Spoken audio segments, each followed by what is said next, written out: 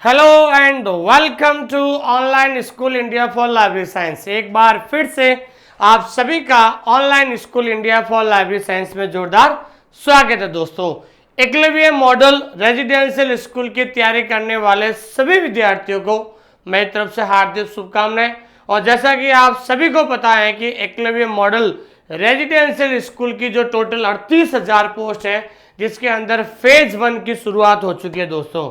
तो फेज 1 के अंदर लाइब्रेरियन की पोस्ट नहीं आई है, लेकिन ऐसी उम्मीद जताई जा रही है कि आपके फेज 2 के अंदर लाइब्रेरियन की 740 पोस्ट आपके आने की संभावना है दोस्तों।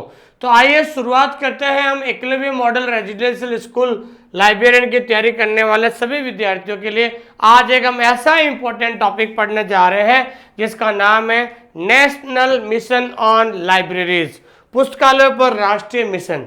तो लाइब्रेरीज पर एक नेशनल मिशन की शुरुआत हुई थी।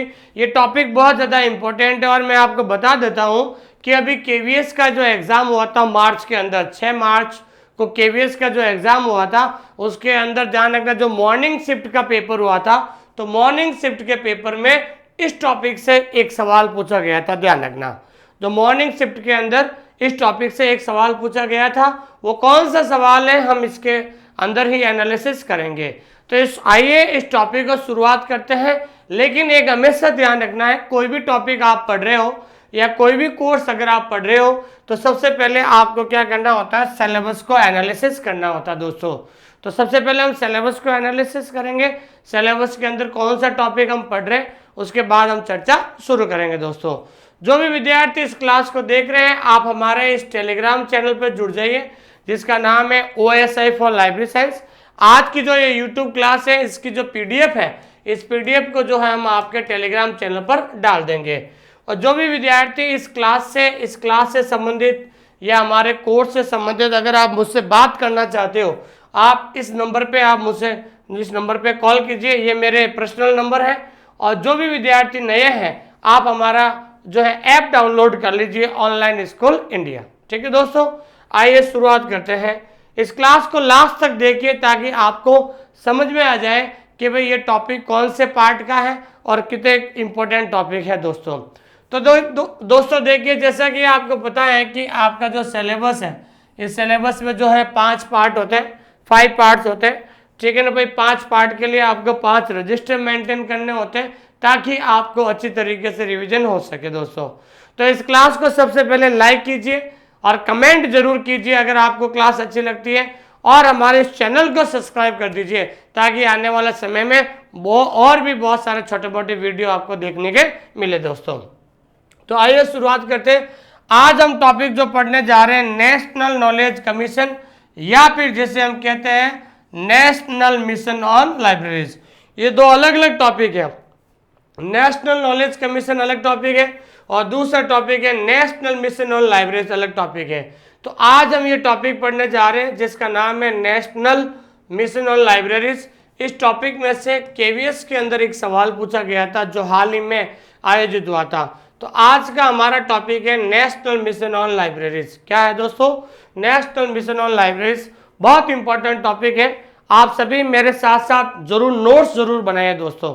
आप टॉपिक शुरू करें, आप अपने पास हाथ में एक रजिस्टर और पेन ले लीजिए और टॉपिक की हेडिंग लगा दीजिए नेशनल मिशन ऑन लाइब्रेरीज, और मेरे साथ साथ जरूर नोट्स बनाइए ताकि आपको पता चले कि भाई ये टॉपिक कितना इंपॉर्टेंट है दोस्तों। ठीक है, इस टॉपिक से केवीएस में इस बार एक सवाल पूछा गया था।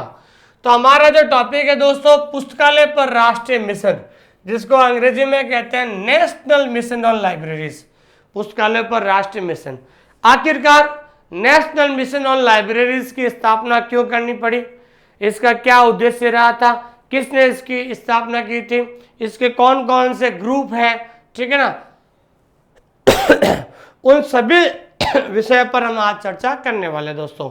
आइए शुरुआत करते हैं दोस्तों कि पुस्तकालयों पर राष्ट्रीय मिशन, जिसे हम अंग्रेजी में कहते हैं नेशनल मिशन ऑन लाइब्रेरीज, और इसको शॉर्टकट में कई बार ध्यान रखना है, शॉर्टकट में क्या लिखा हुआ होता है, एनएमएल। तो ध्यान रखना, कई बार शॉर्टकट में भी पेपर के अंदर या क्वेश्चन के अंदर लिखा हुआ होता है एनएमएल। तो एनएमएल का मतलब ये होता है नेशनल मिशन ऑन लाइब्रेरी, जैसे राजा राम मोहन राय लाइब्रेरी फाउंडेशन को शॉर्टकट में हम क्या लिखते हैं, RRR लिखते हैं, नहीं लिखते। उसी तरीके से कई बार ऑप्शन में ध्यान रखना है, शॉर्ट फॉर्म में भी लिख देते हैं एनिमल। तो एनिमल की फुल फॉर्म क्या होती है दोस्तों, तो एनिमल की फुल फॉर्म होती है नेशनल मिशन ऑन लाइब्रेरी। तो नेशनल मिशन ऑन लाइब्रेरी भारतीय संस्कृति मंत्रालय भारत सरकार द्वारा स्थापित किया गया था। वेरी इंपॉर्टेंट क्वेश्चन है दोस्तों, वेरी इंपॉर्टेंट क्वेश्चन है। पहला सवाल तो ये बनेगा कि what is the full form of animal. तो ध्यान रखना दोस्तों, एनिमल की फुल फॉर्म क्या होती है दोस्तों, नेशनल मिशन ऑन लाइब्रेरी, ठीक है। और दूसरा सवाल बनेगा कि भाई नेशनल मिशन ऑन लाइब्रेरी की स्थापना किसके द्वारा की गई थी। तो नेशनल मिशन ऑन लाइब्रेरीज की स्थापना, जो ध्यान रखना, मिनिस्ट्री ऑफ कल्चर का मतलब होता है संस्कृति मंत्रालय, भारत सरकार के द्वारा की गई थी। वेरी इंपॉर्टेंट, तो ध्यान रखना, भारत सरकार के संस्कृति मंत्रालय के द्वारा इसकी स्थापना की गई थी। तो पुस्तकालय पर राष्ट्रीय मिशन मतलब नेशनल मिशन ऑन लाइब्रेरी संस्कृति मंत्रालय भारत सरकार द्वारा स्थापित किया गया था। और RRR और एनिमल के लिए अपने प्रशासनिक, रसद, योजना और बजट उद्देश्यों की देखभाल करने के लिए केंद्रीय एजेंसी है। यही सवाल आपके KVS के अंदर सवाल पूछा गया था कि नेशनल मिशन लाइब्रेरी की नोडल सेंट्रल एजेंसी कौन सी है। तो ध्यान रखना है, नेशनल मिशन ऑन लाइब्रेरीज की सेंट्रल एजेंसी कौन है भाई, ये RRR। तो ध्यान रखना है, RRR और एनिमल ये दोनों मिलकर साथ कार्य करते हैं। और नेशनल मिशन ऑन लाइब्रेरीज की जो नोडल सेंट्रल एजेंसी किसे कहा जाता है दोस्तों, ये RRR को कहा जाता है। ये KVS 2023 के अंदर इस सवाल को पूछा गया था, ध्यान रखना, इस बार पूछा गया था। तो जैसे अपन ने पढ़ते हैं ना, जो है नोडल एजेंसी होती है हर एक कोई ऑर्गेनाइजेशन की, उसी तरीके से नेशनल मिशन ऑन लाइब्रेरीज की नोडल एजेंसी कौन होती है, वो नोडल एजेंसी होती है, ध्यान रखना है, RRR। क्या होती है दोस्तों, RRR होती है, ध्यान रखना। तो national mission on libraries India was setup, के भारत की जो ये पुस्तकालय पर जो राष्ट्रीय मिशन है इसकी स्थापना की गई by the ministry of culture. Ministry of culture का मतलब होता है संस्कृति मंत्रालय, GOI का मतलब होता है गवर्नमेंट ऑफ इंडिया। तो नेशनल मिशन ऑन लाइब्रेरीज की स्थापना भारतीय सरकार, इंडियन गवर्नमेंट, भारतीय सरकार के जो संस्कृति मंत्रालय है उसके द्वारा शुरू की गई थी। एंड RRR, ध्यान रखना, RRR is the central agency for animal, central agency. तो एनिमल मतलब नेशनल मिशन ऑन लाइब्रेरीज की जो सेंट्रल एजेंसी है वो किसे कहा जाता है दोस्तों, RRR को कहा जाता है। टू लुक आफ्टर, देखभाल करने के लिए, इट्स एडमिनिस्ट्रेटिव, कि नेशनल मिशन ऑन लाइब्रेरीज की जो एडमिनिस्ट्रेटिव है उसको देखभाल करने के लिए नोडल एजेंसी कौन है, RRR। और logistics, planning and budgeting purpose, इन सभी की देखभाल करने के लिए जो animal, national mission on libraries की जो नोडल एजेंसी किसे कहा जाता है भाई, RRR को कहा जाता है दोस्तों। तो यहाँ पर सवाल पहला क्या बनेगा कि what is the full form of animal. Animal की फुल फॉर्म क्या है, तो एनिमल की फुल फॉर्म होती है नेशनल मिशन ऑन लाइब्रेरीज। दूसरा सवाल बनेगा कि NML, national mission on library की स्थापना किसके द्वारा की गई, तो ध्यान रखना है संस्कृति मंत्रालय, भारत सरकार के द्वारा इसकी स्थापना की गई थी। तीसरा सवाल ये बनेगा, which is the central nodal agency for animal. Animal की सेंट्रल नोडल एजेंसी कौन है, तो एनिमल की सेंट्रल नोडल एजेंसी किसे कहा जाता है दोस्तों, RRR को कहा जाता है। ये सवाल KVS 2023 6 मार्च को पूछा गया था इस टॉपिक में से, ठीक है दोस्तों। एक चीज हमेशा ध्यान रखना है कि आप सभी एकलव्य मॉडल रेजिडेंशियल स्कूल की तैयारी कर रहे हो, इस बार बहुत बड़ी वैकेंसी आ रही है, 740 पोस्ट है। इस बार इंटरव्यू भी नहीं है, इस बार पेपर भी ऑफलाइन होगा और इस बार नेगेटिव मार्किंग भी है। तो आपको ये ध्यान रखना है कि जो आपका जो सिलेबस है वो लगभग KVS जैसा ही रहेगा, कुछ टॉपिक इधर उधर हो सकते हैं, बाकी BLEP लेवल का जो कंपटीशन है वो हमेशा इस प्रकार का ही सिलेबस रहता है। तो ध्यान रखना, जब भी आप कोई टॉपिक पढ़ रहे हो तो एक एक टॉपिक आप ईमानदारी से पढ़िए। जब तक टॉपिक आपको पता नहीं चलेगा ये टॉपिक कौन से पार्ट में आता है, कौन सा टॉपिक कौन से पार्ट में आता, तो फिर आपका जो है सिलेक्शन जो है पॉसिबल नहीं होता। इसलिए पहले सिलेबस को एनालिसिस करो और उसके बाद एक एक टॉपिक पर आप चर्चा कीजिए, एक टॉपिक के नीचे पूरा कंटेंट, और उसके बाद हम ऑब्जेक्टिव क्वेश्चन सॉल्व करेंगे। तो सबसे पहले हम थ्योरेटिकल पार्ट पढ़ते हैं और लास्ट में जो है इससे टॉपिक से संबंधित और भी हम बहुत सारे जो है ऑब्जेक्टिव क्वेश्चन सॉल्व करेंगे दोस्तों। ठीक है, तो राष्ट्रीय ज्ञान आयोग, तो राष्ट्रीय ज्ञान आयोग को अंग्रेजी में क्या कहते हैं दोस्तों? National knowledge commission. राष्ट्रीय ज्ञान आयोग की रिपोर्ट 2011 की सिफारिशों के आधार पर संस्कृति मंत्रालय भारत सरकार ने 2012 में एक उच्च स्तरीय समिति यानी राष्ट्रीय पुस्तकालय मिशन की स्थापना की गई थी। वेरी इंपॉर्टेंट क्वेश्चन है। तो अब तो ये तो पता चल गया है कि भाई राष्ट्रीय mission, national mission on libraries की स्थापना किसके द्वारा की गई थी? संस्कृति मंत्रालय भारत सरकार के द्वारा। लेकिन सवाल परीक्षा के अंदर आएगा कि ये स्थापना कब की गई थी, तो ये ध्यान रखना स्थापना की गई थी 2012 के अंदर।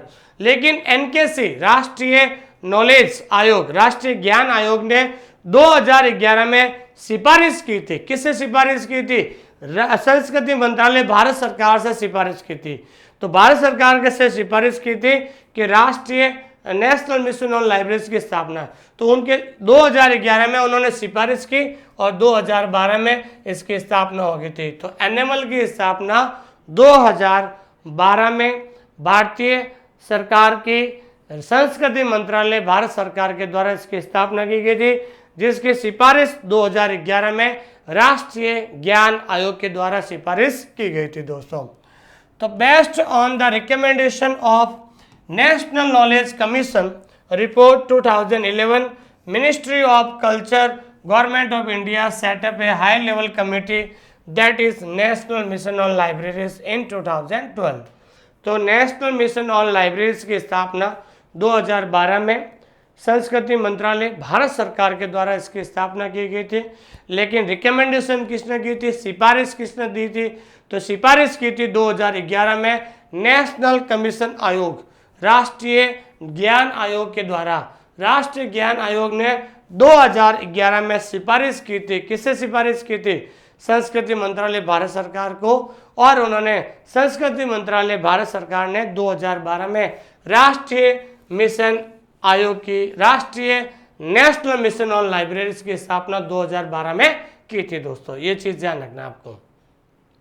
ठीक है, उसके बाद हम बात करते हैं भाई एनएमएल राष्ट्रीय मिशन लाइब्रेरी योजना को सरकार द्वारा 18 नवंबर 2013 को अनुमोदित किया गया था। अनुमोदित का मतलब क्या होता है? अप्रूव्ड, ध्यान रखना। तो 2012 में तो क्या हुआ, स्थापना हुई थी, लेकिन 18 नवंबर 2013 को इसको अप्रूव्ड किया गया था और इसे औपचारिक रूप से 3 फरवरी 2014 को राष्ट्रपति श्री प्रणब मुखर्जी द्वारा लॉन्च किया गया था। किसके द्वारा भाई? राष्ट्रपति उस समय 2014 में कौन थे? प्रणब मुखर्जी थे, उनके द्वारा इसको लॉन्च किया गया था। और राजा राम मोहन राय लाइब्रेरी फाउंडेशन कलकत्ता एनएमएल के लिए अपने प्रशासनिक, रसद, योजना और बजट उद्देश्यों की देखभाल करने के लिए एक केंद्रीय एजेंसी है। क्या है दोस्तों? एक केंद्रीय एजेंसी है। ये चीज आपको ध्यान रखना है। तो कुल मिलाकर आपको मैं छोटा सा समझाना चाहता हूं कि ध्यान रखना कि एनएमएल है, एनएमएल का मतलब होता है राष्ट्रीय मिशन ऑन लाइब्रेरी। इसकी जो स्थापना, ठीक है ना भाई, इसकी जो स्थापना कब हुई थी? तो एस्टेब्लिश हुई थी ये 2012 में, ठीक है ना। इसी एनएमएल को अप्रूव्ड किया गया था, तो ध्यान रखना इसको अप्रूव्ड किया गया था 28 नवंबर 2013 को इसको अप्रूव्ड किया गया था। लेकिन इसको लॉन्च किया गया था, इसको लॉन्च किया गया था 2014 में। कौन से राष्ट्रपति थे? प्रणब मुखर्जी। तो राष्ट्रपति प्रणब मुखर्जी के द्वारा इसको लॉन्च किया गया था। तो सवाल बनेगा कि एनएमएल की स्थापना कब हुई? नेशनल मिशन ऑन लाइब्रेरीज की स्थापना कब हुई? तो 2012। एक सवाल ये बनता है कि जो है प्रणब मुखर्जी राष्ट्रपति के द्वारा जो है ये इसे कब लॉन्च किया गया था? तो लॉन्च किया गया था, ध्यान रखना, 2014 में। लेकिन 13 में क्या हुआ था? इसका अप्रूवल मिला था। क्या मिला था दोस्तों? अप्रूवल मिला था। ये चीज़ आपको ध्यान में रखना है। और इसकी स्थापना के लिए सिफारिश किसने की थी? सिफारिश की थी, ध्यान रखना, किसने सिफारिश की थी? राष्ट्रीय ज्ञान आयोग के द्वारा इसको सिफारिश की गई थी। तो animal scheme was approved by the government on 28 November 2013 and it was formally launched by the President Shri Pranab Mukherjee on 3 February 2014। इसे 3 फरवरी 2014 के द्वारा 14 में इसको लॉन्च किया गया था। And Raja Ram Mohan Roy Roy library foundation Calcutta is the central agency for animal. और अभी मैंने बताया था कि एनिमल की सेंट्रल एजेंसी या नोडल एजेंसी कौन होती है? RRF है। To look after its administrative, logistics, planning and budgeting purpose. ये चीज़ आपको ध्यान में रखनी है दोस्तों। ठीक है दोस्तों, यहाँ पर इस तरीके से सवाल पूछा जाता है। आगे बात करते हैं, केंद्रीय संस्कृति मंत्रालय ने प्रत्येक राज्य व संघ राज्य क्षेत्र में पुस्तकालय को विकसित करने के लिए राष्ट्रीय पुस्तकालय मिशन के तहत वित्तीय सहायता की घोषणा की थी। किसने घोषणा की थी? कि भाई राष्ट्रीय नेशनल मिशन ऑन लाइब्रेरीज की स्थापना तो हो गई है, लेकिन ध्यान रखना है कि union minister of culture has declared financial assistance under national mission on libraries to develop libraries in each state और यूटी। कि प्रत्येक राज्य में जो है अलग अलग लाइब्रेरीज की स्थापना होनी चाहिए, अलग अलग लाइब्रेरी का डेवलपमेंट होना चाहिए। उस डेवलपमेंट को पूरा करने के लिए अलग अलग राज्य में लाइब्रेरीज को डेवलप करने के लिए जो है इस नेशनल मिशन ऑन लाइब्रेरीज के तहत जो है यूनियन मिनिस्ट्री ऑफ कल्चर, संस्कृति मंत्रालय के द्वारा उनको फाइनेंशियल सपोर्ट दिया जाता है। ठीक है दोस्तों, इस योजना के अनुसार ये प्रत्येक राज्य संघ राज्य क्षेत्र में एक राज्य केंद्रीय पुस्तकालय और एक जिला पुस्तकालय की अवसंरचना को एनिमल मॉडल पुस्तकालय के रूप में स्थानांतर करने के लिए वित्तीय सहायता प्रदान करेगा। और ये कहा गया कि भारतीय संस्कृति मंत्रालय के द्वारा हर राज्य के अंदर एक तो सबसे पहले क्या होना चाहिए? एक स्टेट सेंट्रल लाइब्रेरी होनी चाहिए। क्या होनी चाहिए दोस्तों? State central. तो हर राज्य में सबसे पहले क्या बनाएंगे? स्टेट सेंट्रल लाइब्रेरी बनाएंगे और हर डिस्ट्रिक्ट जो लाइब्रेरी की अवसंरचना को एनिमल मॉडल पुस्तकालय के रूप में जो है वित्तीय सहायता प्रदान करेगा। मतलब ये है दोस्तों, जब राष्ट्रीय मिशन ऑन लाइब्रेरीज की स्थापना की गई थी तो भारतीय संस्कृति मंत्रालय के द्वारा इस नेशनल मिशन ऑन लाइब्रेरीज के तहत भारतीय संस्कृति मंत्रालय ने यह कहा कि आप हर राज्य में सबसे पहले क्या बनाओगे? एक स्टेट सेंट्रल लाइब्रेरी बनाओगे, फिर उसके नीचे जो है हर एक जिला पुस्तकालय बनेगा, डिस्ट्रिक्ट लाइब्रेरी बनेगा, जिसका फाइनेंशियल जो सपोर्ट है वो आगे संस्कृति मंत्रालय अर्थात culture central union ministry of culture से हेल्प मिलेगी वहां पर। As per scheme, it will provide financial assistance for upgradation of infrastructure of one state central library and one district library in each state UT as animal model library। इसके animal model को follow करते हुए हर राज्य में और हर unitary जो है केंद्र शासित जो प्रदेश है वहाँ पर भी जो है एक लाइब्रेरी की स्थापना होगी दोस्तों। उसके बाद दूसरा काम कौन सा हुआ कि सार्वजनिक पुस्तकालय राज्य का विषय होने के नाते संबंधित राज्य और संघ राज्य क्षेत्र पुस्तकालय प्राधिकरण के प्रशासनिक नियंत्रण में कार्य करेंगे। और जो भी एक राज्य और जो यूनिटरी जो टेरिटरी है, जो संघ क्षेत्र कहते हैं, जिसे हम केंद्र शासित प्रदेश कहते हैं, तो वहाँ पर भी जो है लाइब्रेरी को डेवलपमेंट करने के लिए कहा है। तो public libraries as being a state subject function under the administrative control of the respective state UT library authority। अगर मान लो वहाँ पर कोई पब्लिक लाइब्रेरी भी है तो पब्लिक लाइब्रेरी भी ध्यान रखना वहाँ पर जो है इनके अंडर में ही काम करेंगे। वेरी इंपॉर्टेंट क्वेश्चन है दोस्तों, कई बार परीक्षा के अंदर पूछा गया है, यहाँ तक कि इस सवाल को UGC नेट में भी पूछा गया है। सवाल क्या कह रहा है कि पुस्तकालयों पर राष्ट्रीय मिशन और RRF दोनों मिलकर, दोनों कौन दोस्तों? RRF and animal. क्या है भाई? एनिमल। RRF और एनिमल जो है भारत में 9,000 पुस्तकालयों को जोड़ने के लिए 1,000 करोड़ की योजना की अवधारणा से जुड़े हुए हैं। तो ध्यान रखना है, पूरे भारत के अंदर कितने लाइब्रेरीज हैं? 9,000 लाइब्रेरीज, मतलब 90,000 लाइब्रेरीज को जोड़ने के लिए 1,000 करोड़ की कोई योजना इन्होंने शुरू की थी। और इस योजना से कौन जुड़े हुए हैं भाई? RRRL और NML। ध्यान रखना, परीक्षा के अंदर सवाल आएगा कि हु इज एसोसिएटेड, ध्यान रखना सवाल क्या बनेगा कि who is associated with the concept of 1,000 crore plan to link 9,000 libraries in India, कि भारत के अंदर 1,000 करोड़ की जो ये स्कीम है, एक जो अवधारणा है, ये कॉन्सेप्ट है, उससे कौन कौन जुड़े हुए हैं भारत में 9,000 लाइब्रेरीज को जोड़ने के लिए। तो इस अवधारणा से जुड़ने वाले कौन है? RRRL और NML, दोनों ने, ये दोनों जो ऑर्गेनाइजेशन ये जुड़े हुए हैं। तो national mission on libraries and RRRL are associate with the concept of 1,000 crore plan to link 9,000 libraries India. तो ये जो है इनसे जुड़े हुए हैं, ध्यान रखना। ठीक है दोस्तों, उसके बाद हम बात करते हैं कि केंद्रीय संस्कृति मंत्रालय, मतलब समझ गए आप, यूनियन मिनिस्ट्री ऑफ कल्चर। ध्यान रखना, केंद्रीय संस्कृति मंत्रालय के प्रशासनिक नियंत्रण के तहत 6 सार्वजनिक पुस्तकालय हैं। ठीक है ना भाई, क्योंकि जो इसका जो पेमेंट है, जो वित्तीय सहायता कौन देगा? वित्तीय सहायता देता हमेशा, ध्यान रखना है, मिनिस्ट्री ऑफ कल्चर। ध्यान रखना, ठीक है ना।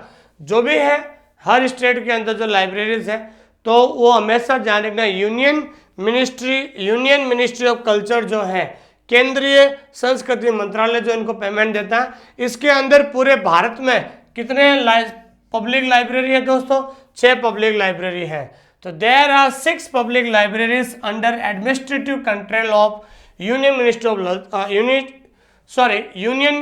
मिनिस्ट्री ऑफ कल्चर, जिनके क्या क्या नाम है?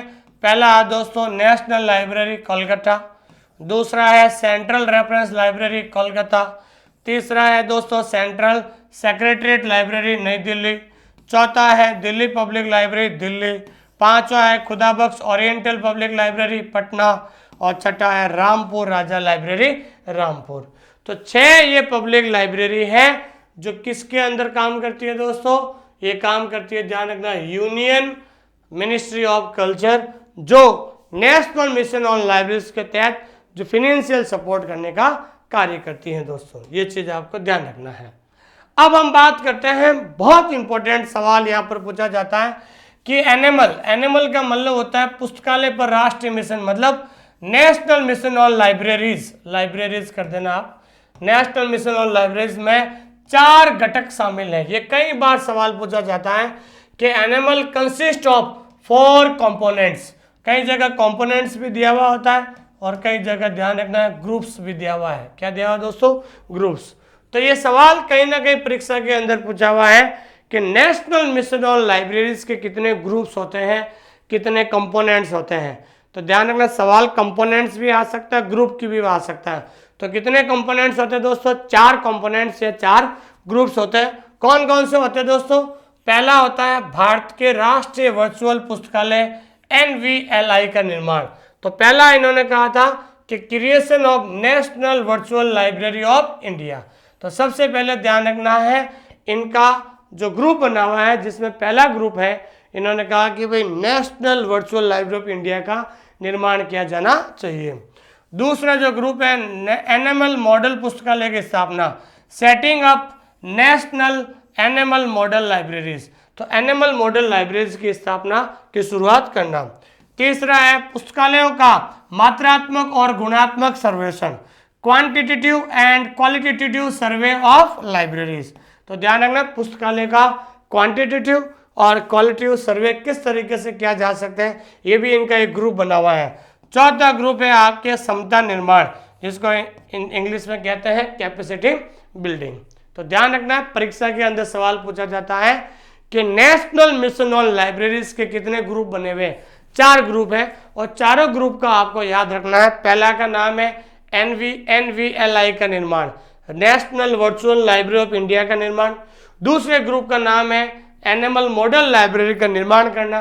तीसरा ध्यान रखना है क्वांटिटेटिव और क्वालिटेटिव सर्वे ऑफ लाइब्रेरीज, मतलब पुस्तकालयों का मात्रात्मक और गुणात्मक जो है सर्वेक्षण करना, और चौथा है दोस्तों कैपेसिटी बिल्डिंग। क्या है दोस्तों? Capacity building. ये चीज आपको ध्यान में रखना है, ठीक है दोस्तों। और इसके अलावा कुछ ऐसे इंपॉर्टेंट फैक्ट भी होते हैं, ध्यान रखना।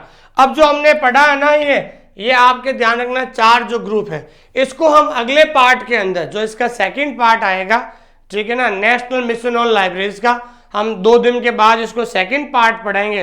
तो सेकंड पार्ट के अंदर हम इसके एक एक जो ग्रुप है उसको हम डिटेल से पढ़ेंगे। और क्योंकि आजकल सवाल बहुत ज़्यादा डिटेल से पूछा जा रहा है, तो हम इसी टॉपिक का सेकंड पार्ट जब हम लाएंगे, तो सेकंड पार्ट के अंदर और भी इनके जो कुछ प्रोग्राम्स हैं और ये चारों जो ग्रुप है उनको हम डिटेल से पढ़ेंगे, इसके अंदर और कौन कौन से आते हैं।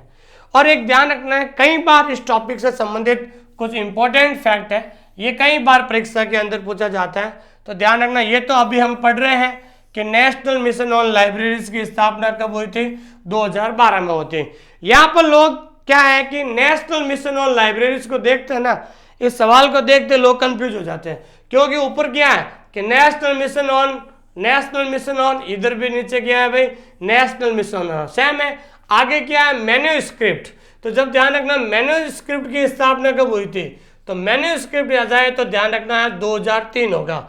और नेशनल मिशन ऑन लाइब्रेरीज आ जाता है, तो लाइब्रेरीज आ जाता है तो क्या आ जाएगा? 2012 हो जाएगा।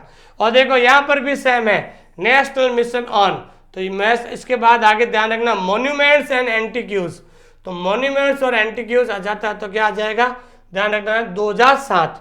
और नेशनल नॉलेज नेटवर्क आ जाता है, तो ध्यान रखना उनकी स्थापना कब हुई थी?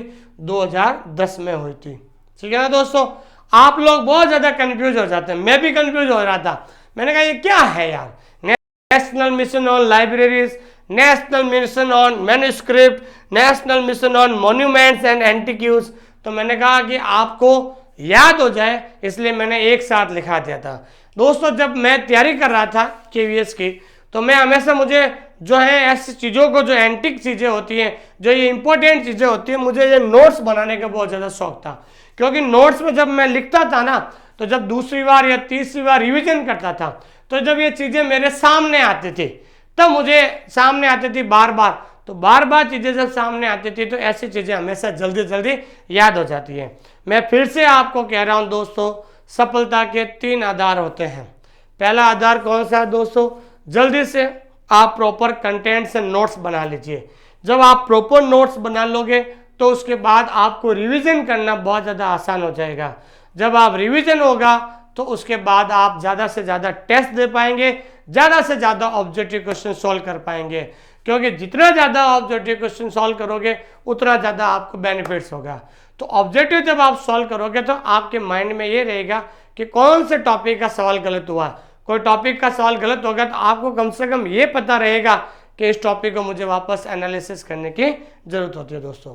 ठीक है दोस्तों, इसलिए इनको एक साथ मैंने लिखा दिया था ताकि आपको किसी प्रकार का कोई कंफ्यूजन नहीं रहे दोस्तों। एक ध्यान रखना कि नेशनल मिशन ऑन लाइब्रेरीज, तो ध्यान रखना इसका संबंध किससे है? Capacity building. ये कैपेसिटी बिल्डिंग क्या है दोस्तों? अभी हमने पढ़े थे 4 ग्रुप, तो चौथे ग्रुप का नाम है कैपेसिटी बिल्डिंग। तो कई बार सवाल ध्यान रखना है कि आपस में जो है मैच करने वाला सवाल भी आता है। जैसे नेशनल मिशन ऑन मैन्यूस्क्रिप्ट, तो ये क्या होता है? Manuscript concept of India's past और प्रेजेंट, भारत के अतीत को वर्तमान से जोड़ता है। तो मैन्यूस्क्रिप्ट क्या होता है? तो मैन्यूस्क्रिप्ट के अंदर अपन पुरानी चीज़ों को वर्तमान के साथ जोड़ते हैं। फिर आता है TKDL, traditional knowledge digital library. इसका संबंध किससे है? Digitalisation of AYUSH literature, AYUSH साहित्य का डिजिटलीकरण। और चौथा है NME, national mission on education. NME का मतलब क्या हो गया? नेशनल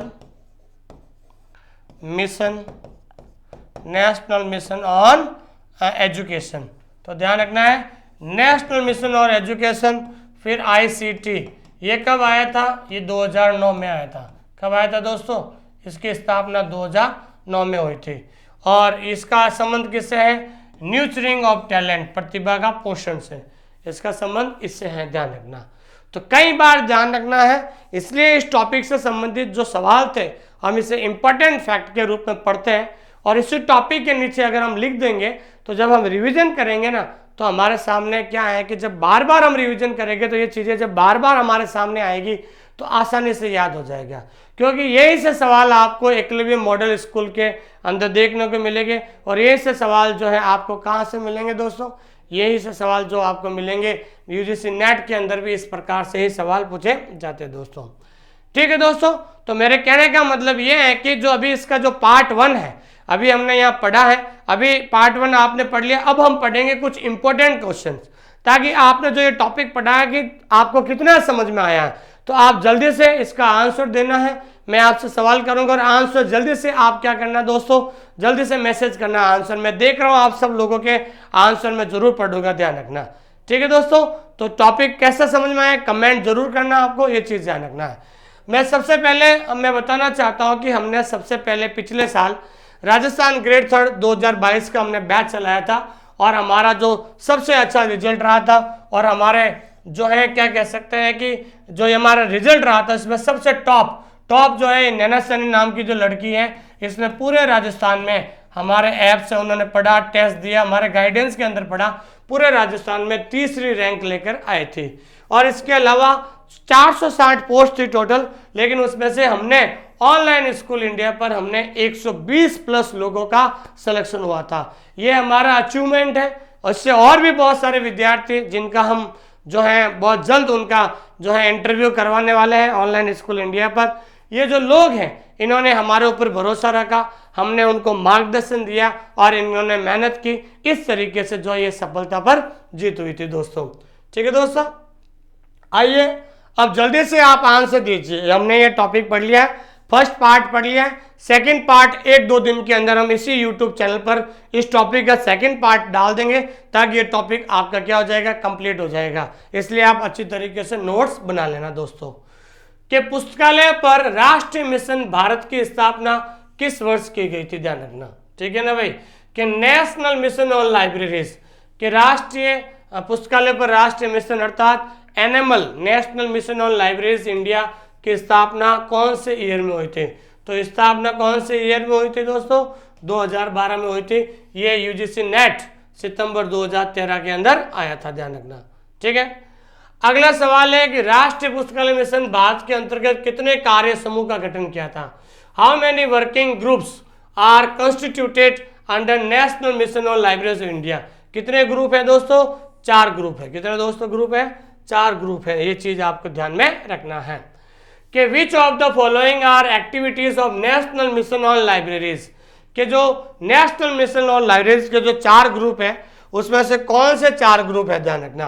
पहला एक तो हमने अभी पढ़ा था कैपेसिटी बिल्डिंग है, और दूसरा कौन सा है दोस्तों, सेटिंग अप ऑन लाइब्रेरीज। तो कौन सा हो गया, बी और डी। तो आपको ध्यान रखना ये डी ऑप्शन हो जाएगा। क्या हो जाएगा दोस्तों, ये बी और डी ऑप्शन हो जाएंगे। ये दोनों जो है, ये दोनों ग्रुप है, ये आपको इसमें नहीं आता, ये भी नहीं आता। ठीक है दोस्तों, ये चीज ध्यान रखना।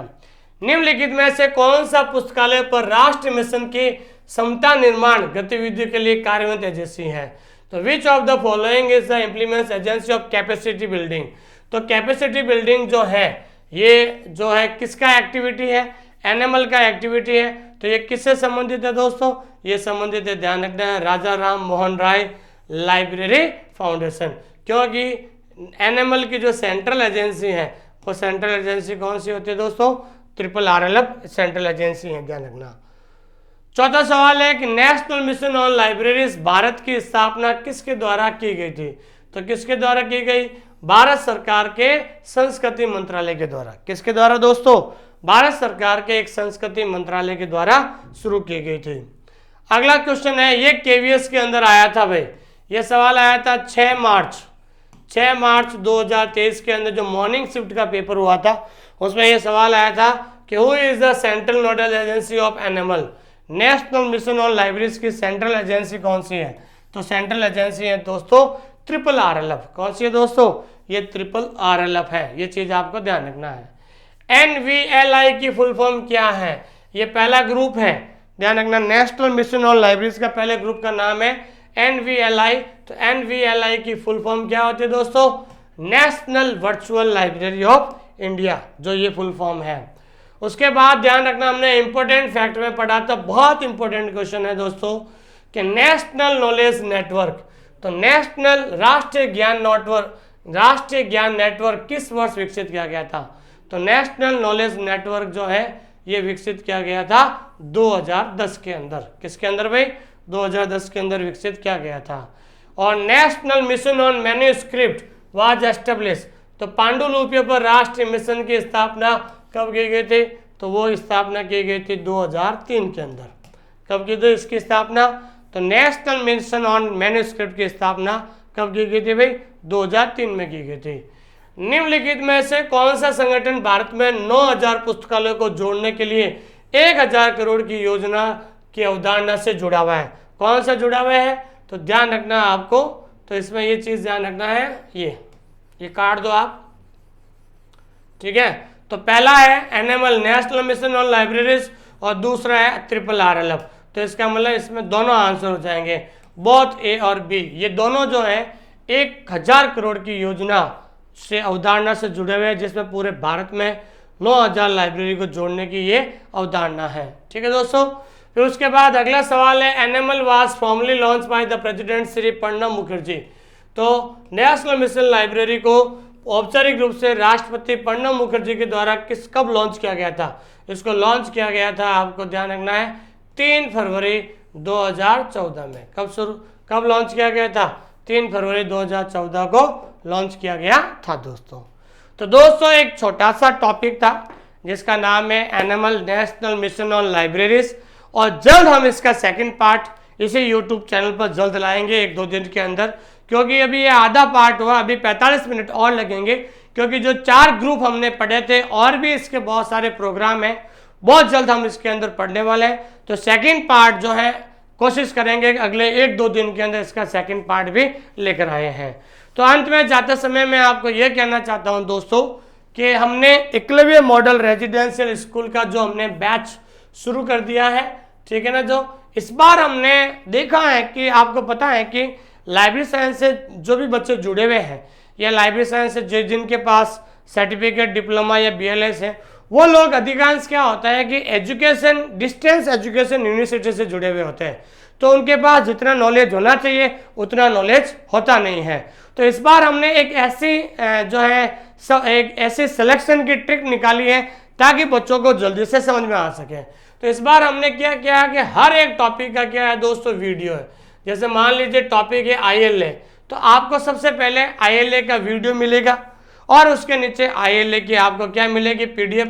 और हमेशा ध्यान रखना, इस बार हमने जो कोर्स है वो पूरा क्या करवाया दोस्तों? बाइलिंगुअल कराया। बाइलिंगुअल का मतलब होता है दोनों, हिंदी और इंग्लिश में दोनों में कराया, ताकि कश्मीर से लगाकर कन्याकुमारी तक जो बच्चे हैं वो आराम से बाइलिंगुअल पढ़ सकते हैं दोस्तों, ठीक है ना। PDF हमारी बाइलिंगुअल रहेगी, और जो हमने PDF के नीचे जो टेस्ट है वो टेस्ट हमने ध्यान रखना उसी टॉपिक का, जैसे ILA का वीडियो, ILA की PDF, और ILA के नीचे क्या रहेगा?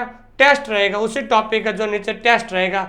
जैसे ILA टॉपिक है तो ILA के जो 30 से 40 क्वेश्चन है उसकी टेस्ट सीरीज उसके नीचे रहेगी, ठीक है दोस्तों। सबसे पहले हम टॉपिक वाइज टेस्ट देते हैं, फिर उसके बाद हम पार्ट वाइज टेस्ट देंगे, और जैसे भी वैकेंसी आएगी तो हम अपना मॉडल पेपर शुरू कर देंगे उनको प्रैक्टिस के लिए। क्या करने के लिए दोस्तों? प्रैक्टिस के लिए हम मॉडल पेपर शुरू कर देंगे। तो एक ऐसा सिस्टम बनाया है ताकि आपको किसी प्रकार की कोई प्रॉब्लम नहीं रहे दोस्तों, ठीक है दोस्तों। और उसके बाद हमने ये जो बैच है वो बैच शुरू कर दिया हमने, करीबन जो हमने 26 तारीख को, 26 जून को हमने बैच शुरू कर दिया है। अभी हमारा रिकॉर्डेड बैच शुरू करें ताकि उसके बाद जो आपको लाइव क्लास शुरू कर सके दोस्तों।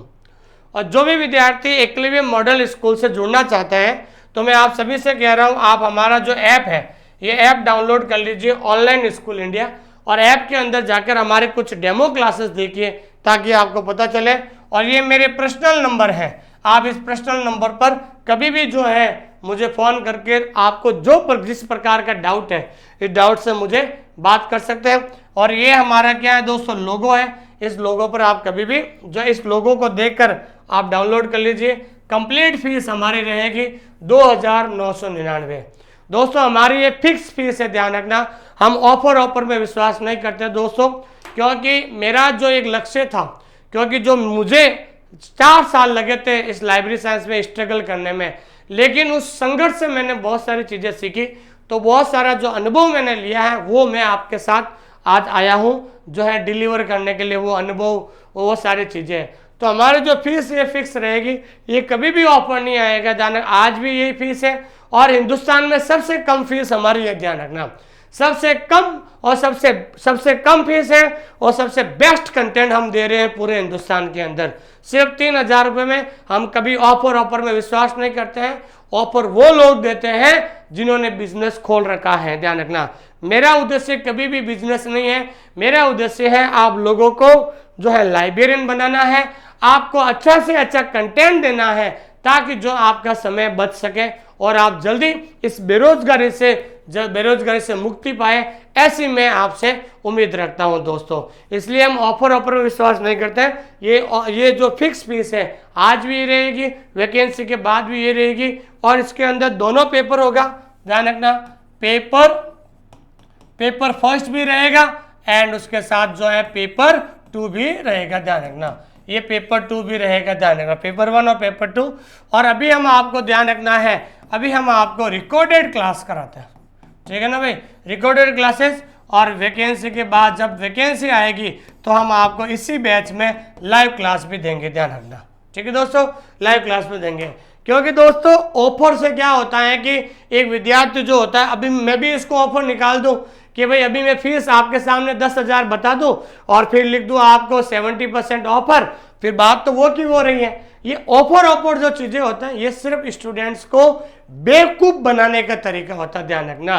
कि स्टूडेंट्स क्या करता है, जैसे मैं 3,000 रुपये में मैं 3,000 रुपये में बेच जो है ये कोर्स आपको करवा रहा हूँ, वो लोग क्या करेंगे 500 रुपये कम कर देंगे और 500 रुपये कम कर देंगे। तो ऑफर में क्या हो गया 500 रुपये। स्टूडेंट क्या देखता है, उस 500 रुपये को देखता है कि सुमेर सर 3,000 में दे रहे हैं, दूसरे जो है 2500 रुपये में दे रहे हैं, 500 रुपये का फायदा हो जाएगा और वहां से वो कोर्स ले लेते हैं। और जैसे ही वो कोर्स के अंदर जाता है उनको पता ही नहीं चलता है कि कहाँ से पढ़ना है, कैसे पढ़ना है। और कोई भी, मैं बता रहा हूँ पूरे हिंदुस्तान में मेरे अलावा कोई भी लाइब्रेरी साइंस का टीचर डायरेक्ट स्टूडेंट से कोई बात नहीं करता।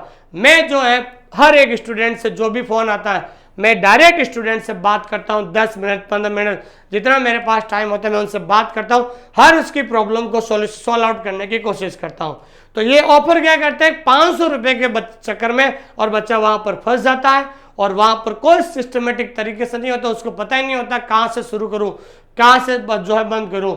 और इसलिए मैं आपसे कह रहा हूं ध्यान रखना, हमारी ये फिक्स फीस है। और जो भी इस क्लास को देख रहे हैं, जो टॉपिक मैंने पढ़ाया दोस्तों वो टॉपिक अन्य टीचर से भी पढ़ के देखिए, उसके बाद आपको खुद को महसूस हो जाएगा और अब आपकी अंतरात्मा जवाब देगी कि किसका कंटेंट बढ़िया है और कौन सा टीचर अच्छा पढ़ाता है। जिस टीचर की भाषा आपको समझ में आती है उस टीचर से आप पढ़ना शुरू कर दीजिए, उसके मार्गदर्शन में जरूर पढ़ना शुरू कीजिए। लेकिन मैं इस क्लास के माध्यम से यही कहना चाहता हूं कि हमारा एक टैगलाइन है, हमारा मार्गदर्शन आपके क्या है दोस्तों, आपकी मेहनत रहेगी, लेकिन पढ़े उनसे जो खुद चयनित है, क्योंकि एक सफल टीचर ही जिसका खुद ने सिलेक्शन लिया है वही आपको अच्छा मार्गदर्शन दे सकता है। बाकी खाली केवल भाषण देने से कुछ नहीं होता दोस्तों।